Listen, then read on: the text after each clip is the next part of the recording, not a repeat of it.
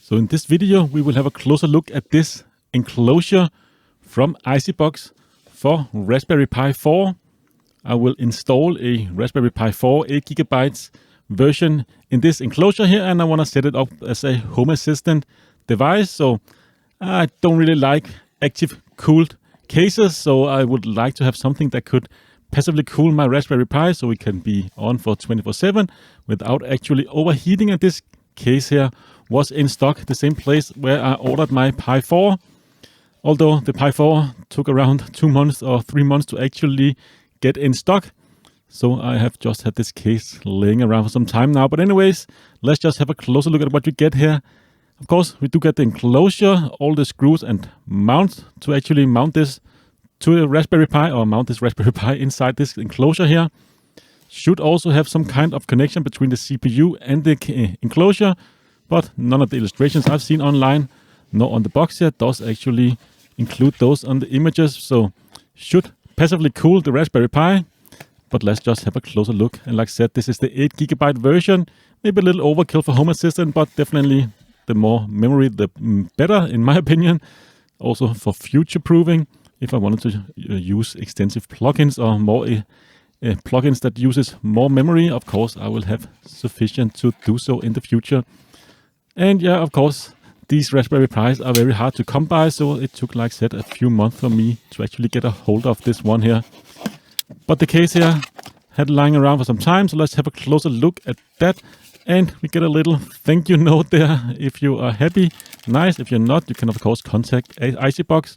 They will help you out. You also get these thermal pads, of course, to mount to the thermal system in this case here, which of course we can go into the manual here and see a little bit closer how to actually install it. So this is of course quick start instructions in Germany and in English. I believe ICBox is a German company, a company based in Germany. I have had several cases for SSDs from this company and I've been very happy, but you can see we do get those towers there of aluminum blocks that you can passively cool your case, or at least make contact between the CPU and I believe also the USB controller here between those and the case, so you can transfer some of the heat away from those components. You also get screws, a little screwdriver and some rubber feet there you can attach to the bottom side of the case as well. And this case should also be wall mountable with some mounting installed or already in the case there. Yeah, and it is made completely of aluminium. And of course you have cutouts here on the side for the Raspberry Pi 4. So 2 micro HDMI and USB Type-C power, and as well as a headphone jack and USB and LAN connection there. And of course Pi does have the 1 gigabit LAN connection, which is definitely the reason why I wanted the Pi 4. And also a cutout there if you want to install some I/O that need those plugs there on the side. And like I said, you can mount this to the wall. You can see there is plenty of holes there to wall mount it with screws. Screws are not included for that type of mounting. And of course inside here you do just get aluminium, pretty thick aluminium here on the top, 4.6 millimeters. But on the sides there we are looking at 1.3 millimeters, and as well as the bottom section of the case here between 1.4 and 1.3 millimeter. Definitely sufficient, excuse me, to actually cool down the Raspberry Pi 4. And in terms of weight, the case itself here, we're looking at 115.2 grams. And let's just have a look at the Raspberry Pi 4. You've probably seen this many times now on YouTube and other places, but this is actually my first experience with a Raspberry Pi. I have not really had that much use for any of these kinds of computers in the past, but yeah, like I said, I want to get into Home Assistant and do some backup with my surveillance cameras, maybe get into some VPN and other plugins and stuff, and of course control all of my smart devices in one local place. You could also use this as a little home computer. It does support dual monitor, I believe up to 4K 60 FPS on both monitors. I did try running Ubuntu on this little machine here, but yeah, the experience was definitely not all that great. Pretty sluggish experience, so not something I personally will use this for, but a nice little server to have on all the time. Uses around 3 watts or so.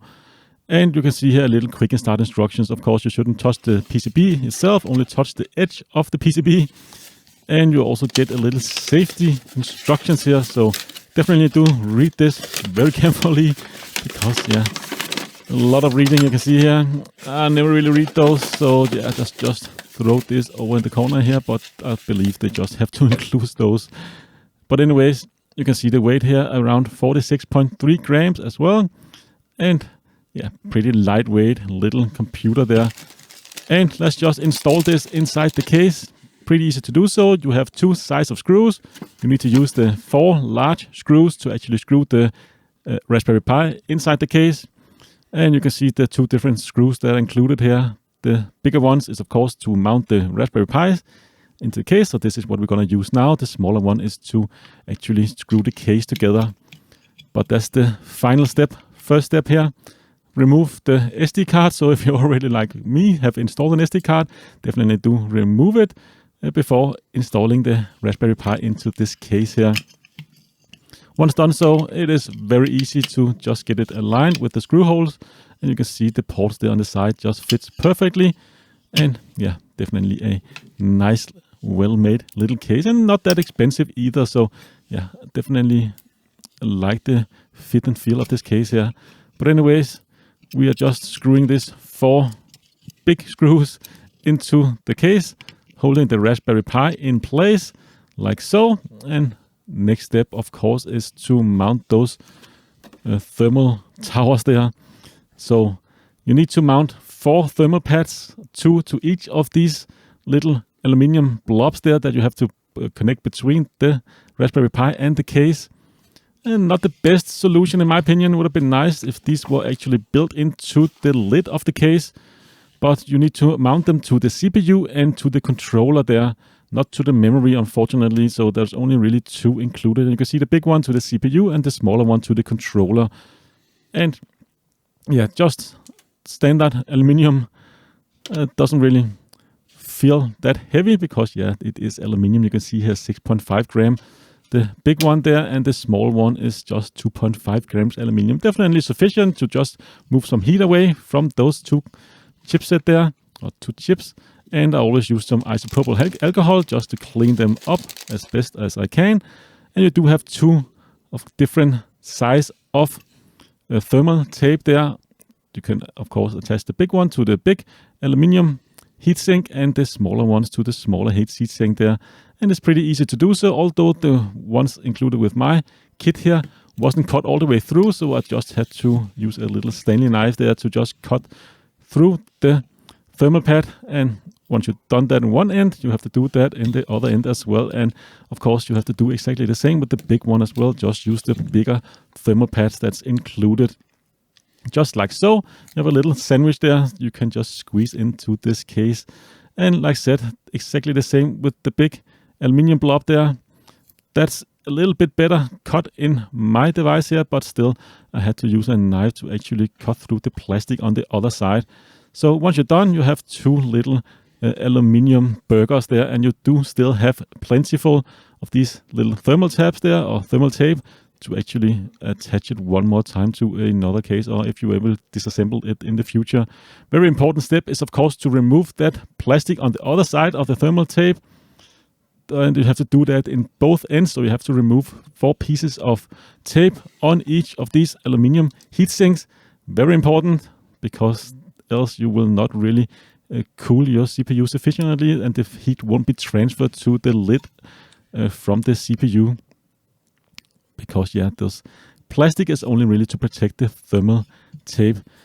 So once you have attached everything to the Raspberry Pi and you have removed all of the plastic protectors there on the thermal pads or the thermal tape, then you can of course just get the lid and squeeze it onto the top there. So this is how it should look.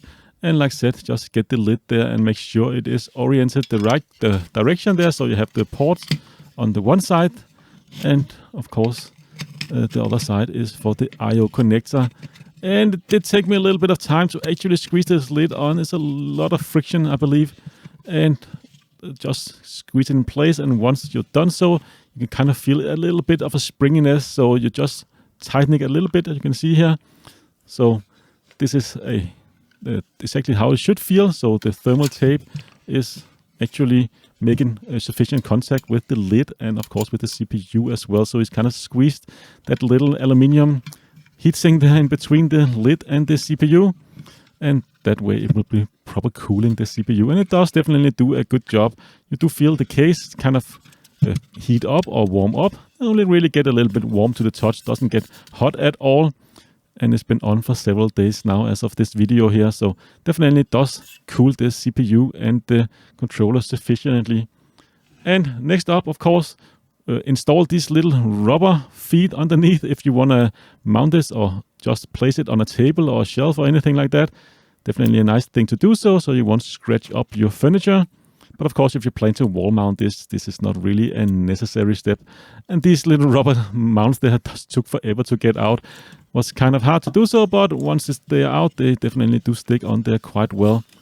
And last step, of course, install a SD card or a USB SSD, depending on what direction you're going for. I definitely ended up going the SSD route, but just for setting up the Raspberry Pi, it is nice to, or you can just use an SD card just to make sure everything is up to date. But if you plan to run Home Assistant, SSD seems to be the best way to go. And as you can see here, once it's done installing, everything looks pretty nice, I think. The little aluminium heat sinks there, a little bit crooked in there, but I believe you could definitely do a little bit better job if I did this off camera. But yeah, highly recommend this little case here. It is fairly inexpensive, and it does do quite a good job actually cooling down your Raspberry Pi. So I don't have any issue actually leaving mine Pi on for like 24/7 with this case here. Of course, you can find some affiliated link down in the description below. But that's pretty much it for this video. I hope to see you again in a future one. Until then, take care.